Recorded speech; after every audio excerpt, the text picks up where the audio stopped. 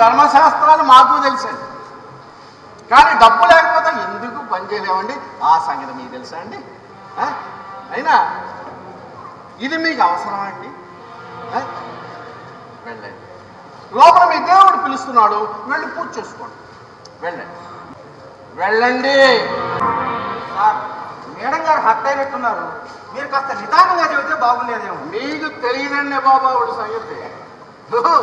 ప్రతిపక్షాలన్నీ వచ్చి ఒక్కసారిగా ఏకమైపోయి మీద పడి విమర్శించినా విని తట్టుకోవచ్చు. అసలు 10 పత్రికలు మనకి వ్యతిరేకంగా రాసినా చదివి అని మర్చిపోవచ్చు. కానీ ఆవిడ మాట్లాడినా చూసారా, పోనీలే అని వదిలేయలేం, విని అమలు జరపలేం. అసలు గుండెల్లో చూడాలంటే నమ్మండి, అసలు ఉంచుకోలేం, ఓడగలకలేం.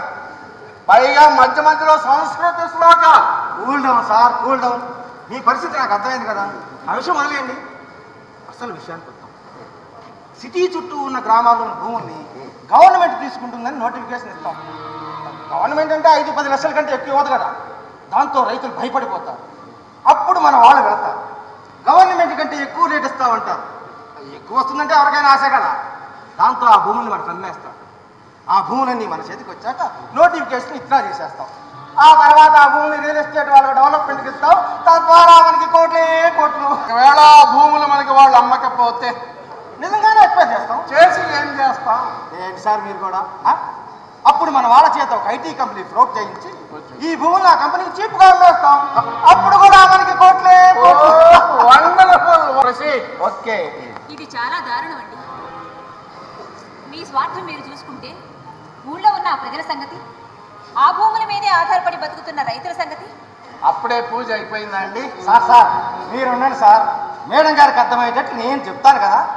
మేడం, అసలు ఇప్పుడు నేను చెప్పేది ఏమిటంటే. ఏం చెప్తారండి?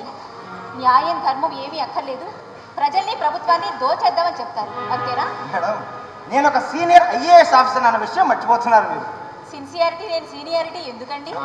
తల్లి ఒడి నుండి బిడ్డని దూరం చేస్తే ఎంత పాపము, రైతు నుండి భూమిని దూరం చేస్తే కూడా అంతే పాపం.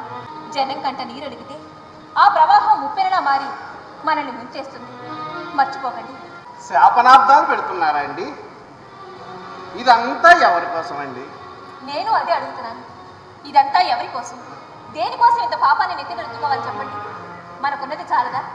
మనకున్నది మనకి సరిపోతుందండి, కానీ రాజకీయాలకి సరిపోదు.